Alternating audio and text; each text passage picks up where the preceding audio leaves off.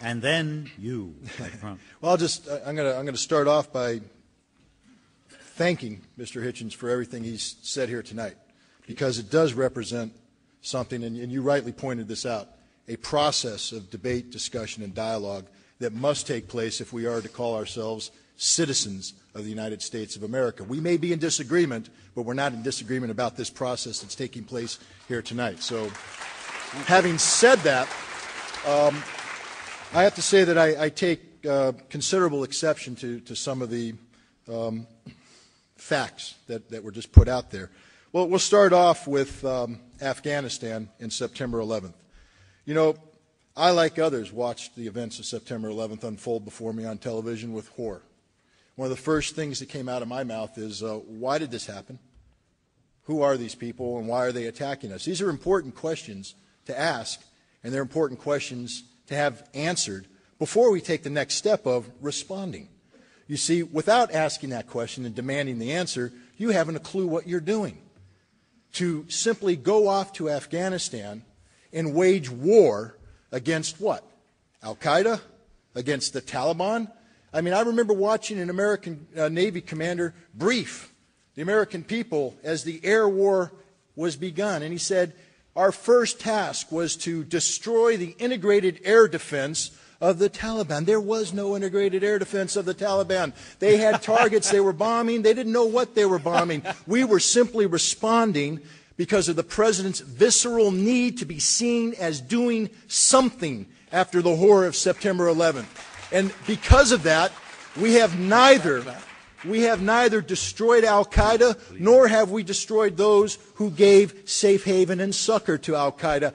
Al-Qaeda still exists, Osama bin Laden still exists, and some can make the case that Osama bin Laden's stature today among the Islamist fundamentalists who are anti-Western in nature has risen tremendously because of our inability to deal with him effectively. Now we move on to the issue of Iraq, trying to make a linkage between what occurred on September 11th and Iraq. We'll start with pre-September 11th. Yes, Mr. Yassin did, in fact, mix the explosives. And he did try to take down the World Trade Center.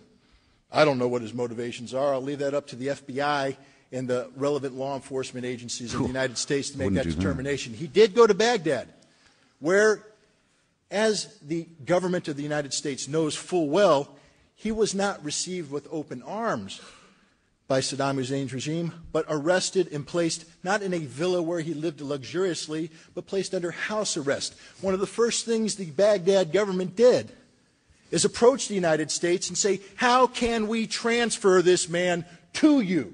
They met repeatedly in Jordan and in Turkey with representatives of the State Department and the CIA to negotiate the transfer of Yassin to the United States. The one thing that the Iraqis wanted was a signed document from the United States saying they have received Yassin in good health. The United States refused to sign that. The Iraqi government refused to turn him over. But to imply that somehow he was received by Baghdad as some sort of hero for trying to attack America is wrong. Now we'll talk about the other, Abu Nidal. Yes, he lived in a villa.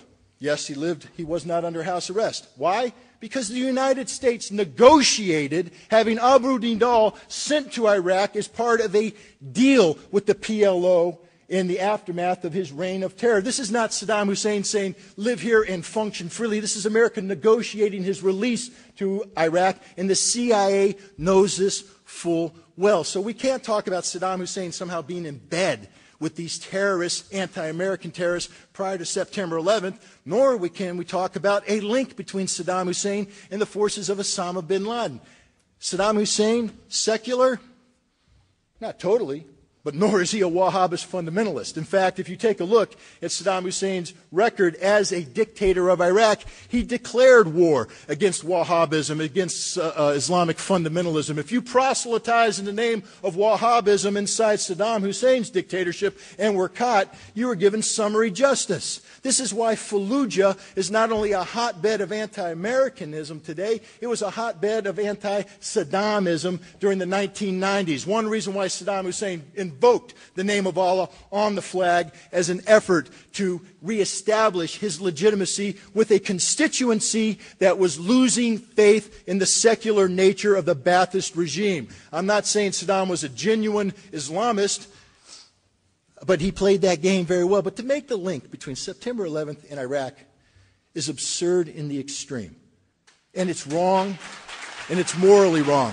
I mean, this is what the President of the United States does every time he makes a speech. To this day, he gets up there and he invokes the horror of September 11th and then mentions Iraq as if Iraq was part of the global war on terror. You know, when we say global war on terror, what are we talking about? The United States has a definition of terrorism out there that basically precludes the United States as ever being defined as a practitioner of terror. But when you take a look at, when you speak of a nation that says the ends justify the means, and that's basically what we're saying here today. Forget all about how we got the war in Iraq.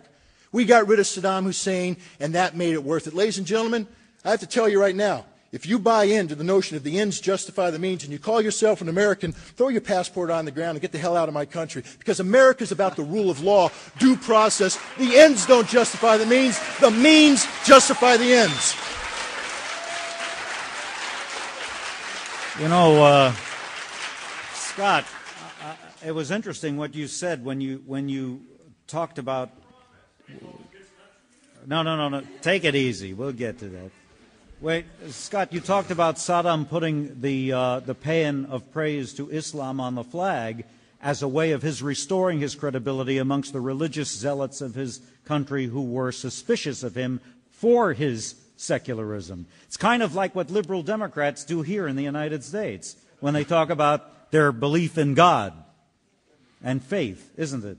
I'm not making that comparison. Okay. All right, Christopher, if you'd like to respond with a parry to that last thrust, the flag. Then we'll go to the people. By the way, I shouldn't have said it was a verse from the Quran. It is, in fact, Allahu Akbar. It's the invocation that's on the flag. It was put there after the war with Iran, which was a war considered by the Iranians to be religious, of course, but it was increasingly fought by Saddam as a religious war as well. I think. Rather than tell you all about how when I met Abu Nidal, the CIA would neither have heard of him nor known where he was, and certainly didn't broker his presence in Baghdad because it was before his reign of terror, which was being planned in Baghdad. When I met him, he wasn't even a known name. And again, I don't trust anything the agency says under this heading. And before I go on about the other suggestive comparisons, the way that Saddam Hussein was trying to build his own jihadist front, in other words, possibly even in rivalry as well as in some collusion with bin Laden. There were repeated meetings between al-Qaeda and Iraqi officials, well documented in Sudan.